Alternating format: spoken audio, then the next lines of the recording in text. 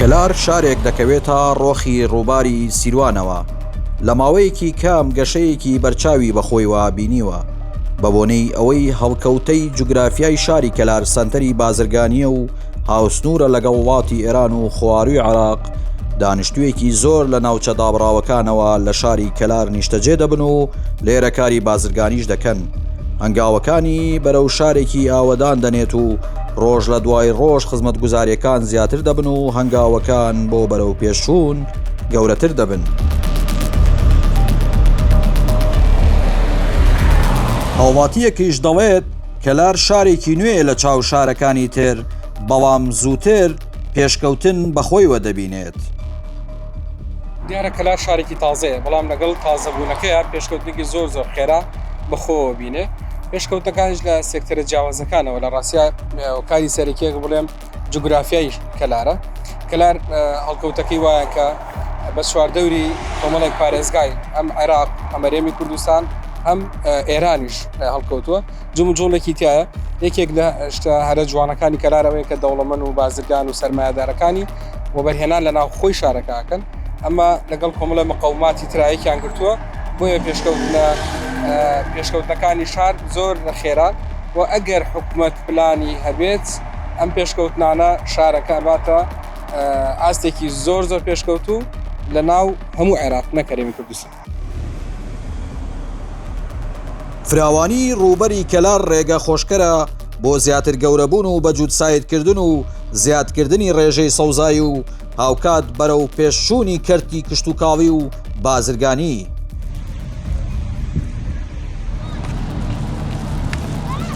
هەڵبەت کەلار لە ماوەیەکی زۆر کەمێکێکە لەو شارانی لەسەر ئاستی عێراق فراوان بوون و گەشەکردنێکی گەورە و خێرای بەخۆیەوە بینیوە و پرسیارەکە ئەوەیە ئایا کەلار لە باریایەتی لەوەی زیاتر کە ئێستا هەیە گەورەتر ببێ بە دڵنیاییەوە لە باریایەتی لەبەرەوەی کەلار جوگرافیەکی زۆر تایبەتی هەیە و تاکە شارێکە سیروان وەکەڵە بە گوێچەمی شارەکاتی ئەپەڕێ ئەگەر لە ڕووی کشت و کاڵیەوە گرنگی زیاتر بە شاری کەلار بە گەرمیان بدرێ و لە ڕووی بازرگانی و بە هەمان شێوە ئەوە کەلارە بێتە شارێکی نمونەیی و ناوەندێکی بازرگانی گەورە بە دڵنیاییەوە لە باریایەتی لەوەی کە ئێستا هەیە فراوانتر ببێت. خەڵکی شارەکەیش دەڵێن خزمەتی باش بە کەلار کراوە تا ڕادەیەک لە ئاستی پێویستدایە. وڵایی پێشکەوت و وەخۆیەوە بینیە بەڵێ کەلارێ لەخوا ڕزای ئێستا لە شارەکانتر زۆر باشترە. ئەم پارکێتیاکریا پارکێتر هەیە لای خەڵا، یەکێتر هەیە لای کەلار کۆن، خەڵک سراحەتی تیاکە بەڕاستی باشە. لەوە باشتر ئینسان جانان لەسەر ڕەسیفەکە نایەسە ناو بازاڕ مەنزەرێ جوانەوە بەڕاستی. ئینسان تێ بۆ دکتۆر نەخۆشی تێرێ بۆ دکتۆرەکان تێ لێرە سراحەتەکە شوێن هەیە دانیشێ بۆ خەی سراحەتەکە باش پێشکەوتووە بەڕاستی باشتە. یعنی زۆر ئیشی بۆ کریا بەڕاستی بڵێن ئیشی بۆ نەکریا ڕاستی ئینسان ناوەڵایشی بۆ کریا باش. چی جادەیە هەمووی گشتی دووساییتە جادەکان. بەرپرسان دڵنیایی دەدەن لە پێشکەشکردنی خزمەتگوزاری زیاتر بە دانیشتوانی و بەردەوامبوون لەسەر دانانی بەردی بناغەی پرۆژەی نوێ و تەواوبوونیان. بەمەش کەلار دەباتە قۆناغێکی نوێوە و دەبێتە جێگای ڕەزامەندی دانیشتوانی. دیارە جیاوازیەکی زۆر هەیە بڵێ 10 ساڵی پێش ئێستا لەگەڵ ئێستای کەلارە بۆ خۆتان دەزان کەلار پێشکەوتنێکی باشی بەخۆی بینیوە، هەم لە ڕووی کشت و کاڵەوە، لە ڕووی کەشتگوزاریەوە، لە ڕووی ئۆبرێنانەوە ببینە جیاوازیەکی زۆر هەیە و کەلار پێگەی جوگرافیەکەی وای کردووە کە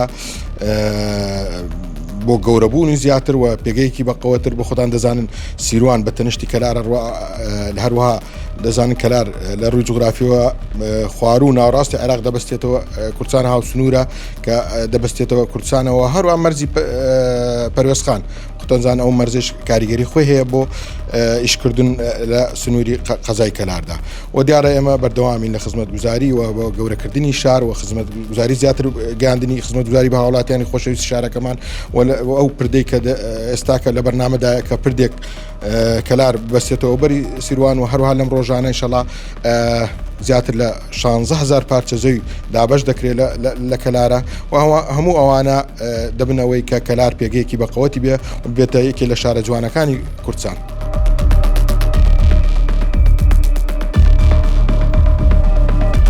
کەلار بەپێی ئامارە نافەرمیەکان ڕێژەی دانیشتوانی نزیکەی 330,000 کەس دەبێت بەهۆی بوونی دەواازەی سنووری بەردەوام جوڵەی بازرگانی تێدایە و لە نێوان 10 ساڵی ڕابردوو تاوەکو ئێستا پێشکەوتنی زۆری بەخۆیەوە بینیوە. تەنها لە ساڵی 2025 چەندین پرۆژەی گرنگ لە کەرتە جیاوازەکان ئەنجام دراون. سەرڕای دەربڕینی دڵخۆشی هاوڵاتیان داواکارن خزمەتگوزاریەکان بەردەوامیان پێ بدرێت.